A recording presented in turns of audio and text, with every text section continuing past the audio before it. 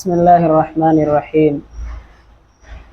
ایک صحابی ہیں حضرت عبداللہ بن عباس رضی اللہ عنہما، بہت مشہور صحابی ہیں، آپ حضرات نے نام سنا ہوگا۔ وہ ارشاد فرماتے ہیں کہ ایک مرتبہ نبی کریم صلی اللہ علیہ وسلم ضرورت سے فارغ ہوئے اور فارغ ہونے کے فوراً بعد ایک مٹی کے ڈھیلے سے تیمم کرنے لگے۔ میں نے عرض کیا، یا رسول اللہ، کہ چند قدم کے فاصلے پر پانی رکھا ہوا ہے، وضو کے لیے پانی تیار ہے، تیمم کیوں کرنے لگے؟ جب ابن عباس رضی اللہ عنہما نے توجہ دلائی پانی یہاں موجود ہے، تو آپ صلی اللہ علیہ وسلم نے ارشاد فرمایا کہ ابن عباس، میں بھی جانتا ہوں کہ پانی وہاں رکھا ہوا ہے، اور مجھے یہ بھی یقین ہے اگر میں وہاں پہنچ گیا پانی استعمال کر کے وضو کر لوں گا، لیکن مجھے یہ نہیں پتہ کہ میں پانی تک پہنچ بھی پاؤں گا یا نہیں۔ ہو سکتا ہے اس پانی تک پہنچنے سے پہلے اللہ کی طرف سے بلاوا آ جاوے اور مجھے اس کے دربار میں حاضر ہونا پڑے، تو کم از کم تیمم کی وجہ سے طہارت اور پاکی تو رہے گی۔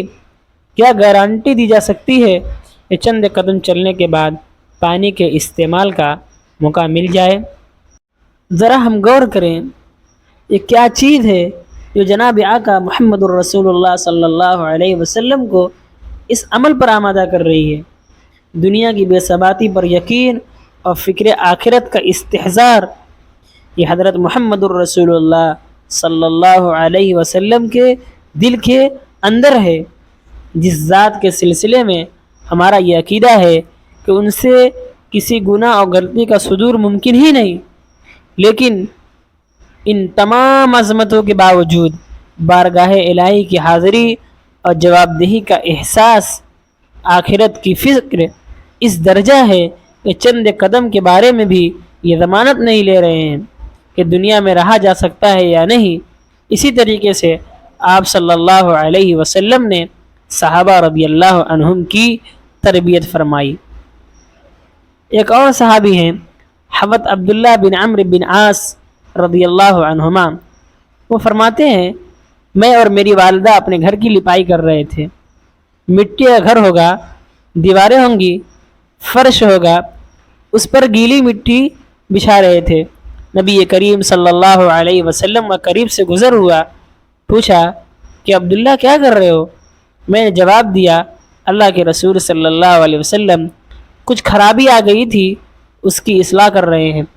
پیغمبر علیہ السلام نے چلتے چلتے سبق دے دیا، اصلاح کر رہے ہو کر لو، لیکن یاد رکھو اللہ کا حکم اس سے جلد آنے والا ہے، کہیں ایسا نہ ہو کہ یہ عمل مکمل بھی نہ ہونے پائے اور اللہ کی طرف سے بلاوا آ جائے۔ دنیا میں انسان سب کچھ کرتا ہے اور کرے گا، دنیا سے اس کی ضروریات وابستہ ہیں، نہیں کرے گا تو زندگی گزارنی مشکل ہو جائے گی۔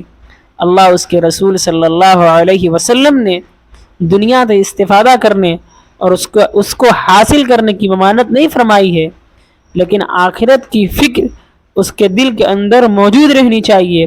اگر یہ فکر آخرت اس کے دل سے نکل گئی اور اللہ کی بارگاہ میں جواب دہی کا احساس نہ رہا، تو وہ خود بخود غلط راستے کے اوپر چلنے والا بن جائے گا۔